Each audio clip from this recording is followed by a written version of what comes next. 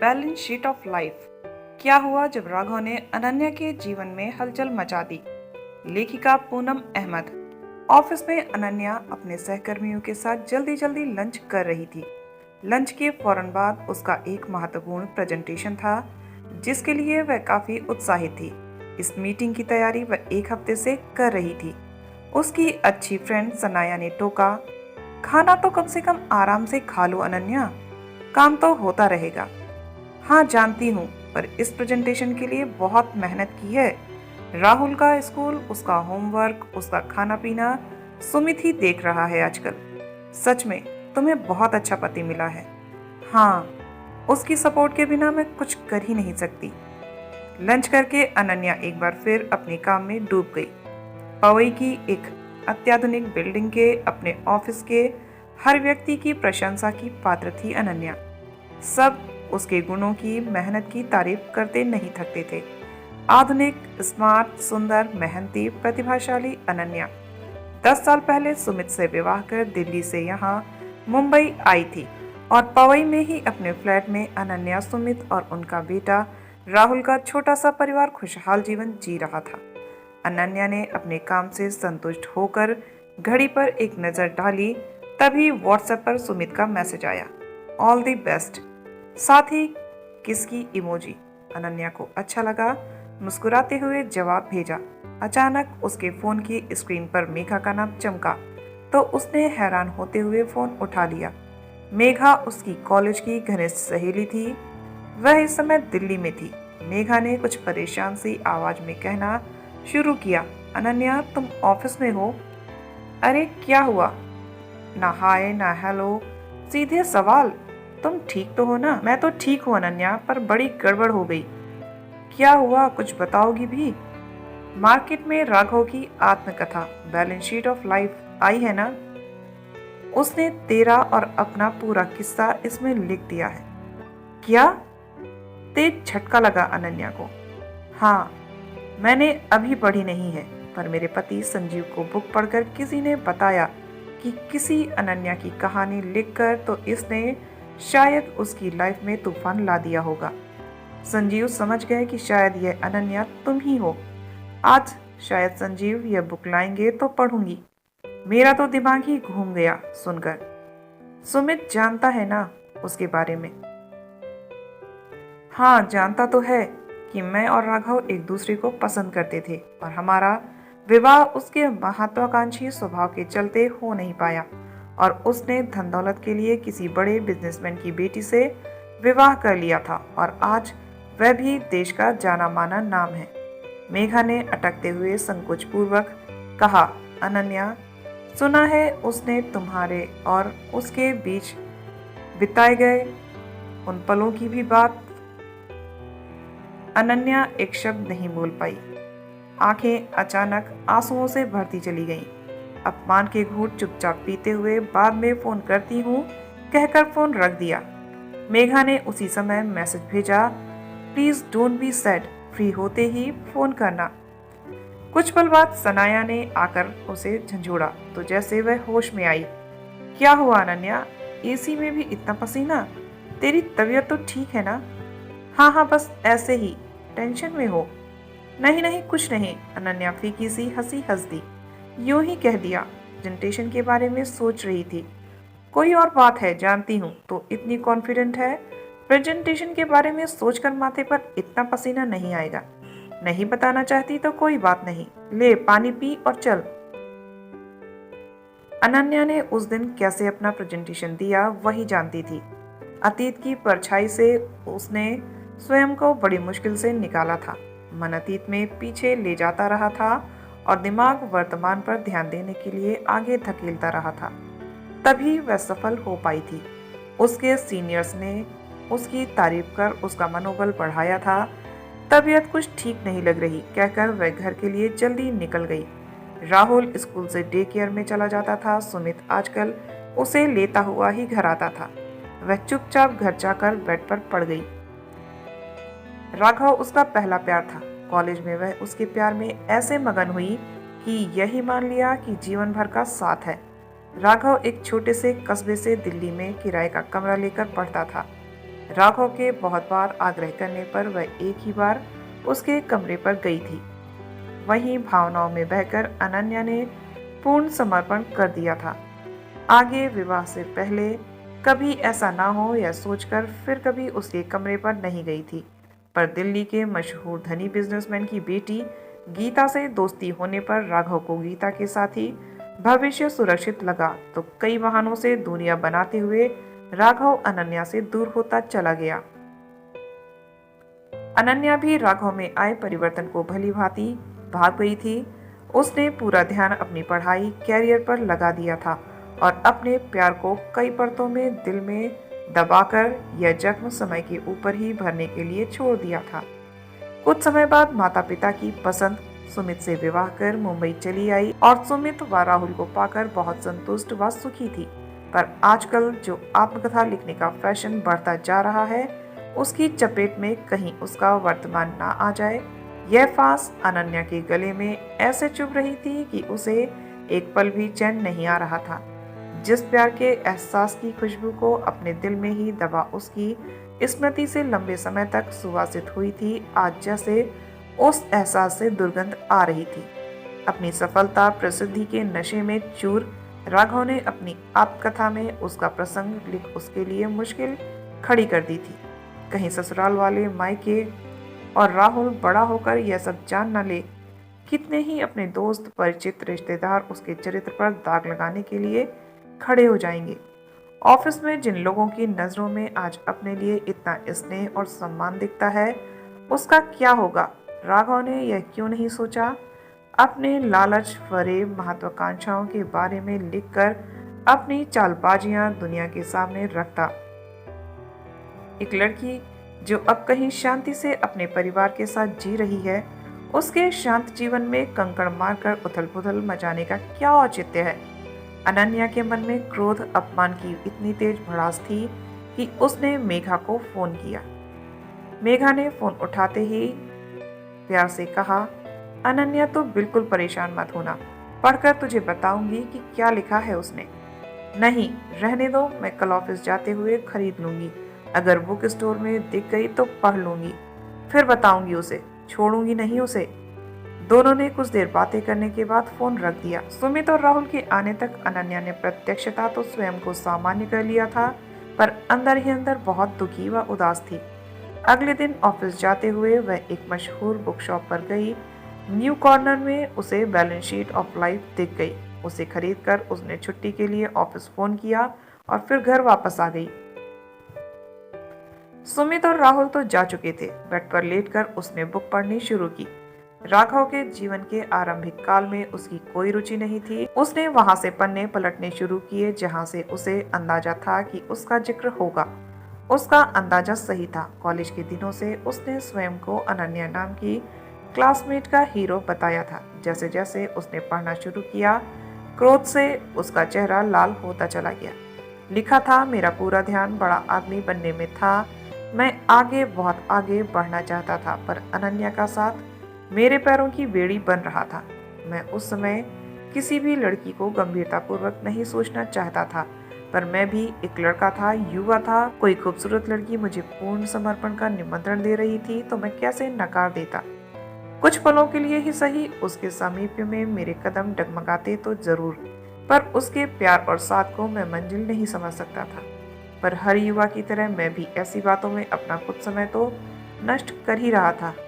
एक अनन्या ही नहीं, उस समय एक ही समय पर मेरे 3-4 लड़कियों से शारीरिक संबंध बने। मेरे लिए ये लड़कियां बस सेक्स का उद्देश्य ही पूरा कर रही थी। अनन्या ने इसके आगे कुछ पढ़ने की जरूरत नहीं समझी। उन पलों के पीछे इतना कटु सत्य था। उसने स्वयं को अपमानित सा महसूस किया। आंखों से आंसू बह निकले। प्रेम के जिस कोमल एहसास में भीगकर एक लड़की एक लड़के को अपना सर्वस्व समर्पित कर देती है, उस लड़के के लिए वह कुछ महत्व नहीं रखता।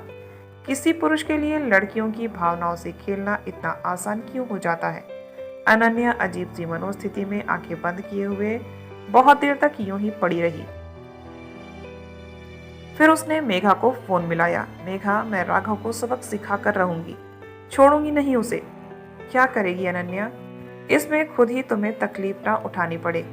वह अब एक मशहूर आदमी है, होगा बड़ा आदमी। मेरे बारे में लिखकर किसी लड़की की भावनाओं को ठेस पहुंचाने की सजा तो उसे जरूर दूंगी मैं। उसका नंबर चाहिए मुझे, प्लीज मेघा, इसमें हेल्प कर। अनन्या दिल्ली में अगले ही हफ्ते हमारे कॉलेज में एक प्रोग्राम में वह मुख्य अतिथि बनकर आ रहा है। मैंने यह सुना है। ठीक है, थैंक्स, मैं आ रही हूँ। सुन तो। नहीं, बस अब वहीं आकर बात करूंगी। अनन्या ने मन ही मन बहुत देर सोच लिया था कि सुमित से कहेगी कि अपने मम्मी पापा से मिलने का मन कर रहा है, वह दिल्ली जा रही है। राघव को सबके सामने ऐसी लताड़ेगी कि याद रखेगा मौका परस्त लालची इंसान। शाम को सुमित और राहुल कुछ जल्दी ही आए। सुमित ने बहुत ही चिंतित स्वर में आते ही कहा, उफ अनु, तुम कहाँ हो? तुमने आज फोन ही नहीं उठाया। मुझे लगा किसी मीटिंग में होगी। और यह चेहरा इतना क्यों उतरा है? सुमित के प्यार भरे स्वर से अनन्या की आंखें झरझर बहने लगी। राहुल उससे लिपट गया। क्या हुआ मम्मा? कुछ नहीं बेटा, कहते हुए अनन्या ने उसे प्यार किया। अनन्या, तुम घर कब आई? आज ऑफिस गई ही नहीं। अरे क्या हुआ? तबीयत तो ठीक है, लंच तो किया था ना? नहीं, भूख नहीं थी। सॉरी सुमित, मेरा फोन साइलेंट था आज। इतने में ही सुमित की नजर बेड पर जैसे फेंकी गई स्थिति में उस बुक पर पड़ी जिसने अनन्या को बहुत परेशान कर दिया था। सुमित ने बुक उठाई, एक नजर डाली, फिर वापस रख दी। कहा, मैं अभी आया, तुम आराम करो। सुमित ने खुद फ्रेश होकर राहुल के हाथ मुंह धुलाकर कपड़े बदलवाए। इतने में अनन्या 2 कप चाय और राहुल के लिए दूध और नाश्ता ले आई। तीनों ने कुछ चुपचाप ही खाया पिया। राहुल को टीवी पर कार्टून देखने के लिए कहकर सुमित बेड पर अनन्या के पास ही आकर बैठ गया। अनन्या का मन कर रहा था अपने मन की पूरी बात सुमित से शेयर कर ले, पर उसने कुछ सोचकर स्वयं को रोक लिया। सुमित ने अनन्या का हाथ अपने हाथ में लेकर चूम लिया, फिर कहा, अनन्या, राघव की बुक से इतनी टेंशन में आने की जरूरत नहीं है। अनन्या को हैरत का एक तेज झटका लगा। बोली, यह सब पता है तुम्हें? हाँ, इस बुक को मार्केट में आए 1 महीना हो चुका है। पैसे से तो बड़ा आदमी बन गया वह, पर मानवीय मूल्यों को समझ ही नहीं पाया। ऐसे लोगों को मैं मानसिक रूप से गरीब ही समझता हूँ। अब अनन्या स्वयं को रोक नहीं पाई। सुमित के गले में बाहें डालकर फूट फूट कर रो पड़ी।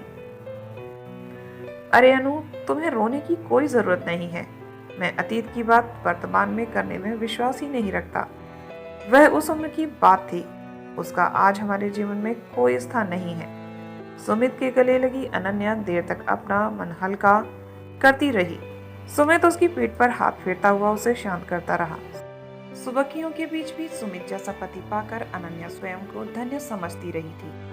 थोड़ी देर बाद अनन्या ने पूछा, इस बुक के बारे में तुम्हें कैसे पता चला? दिल्ली में मेरा दोस्त जो किताबी कीड़ा है, मुस्कुराते हुए कहा सुमित ने। अनुज ने इसे पढ़ा था, उसने मुझसे फोन पर मजाक करके मुझे छेड़ा कि यह अनन्या कहीं तुम ही तो नहीं।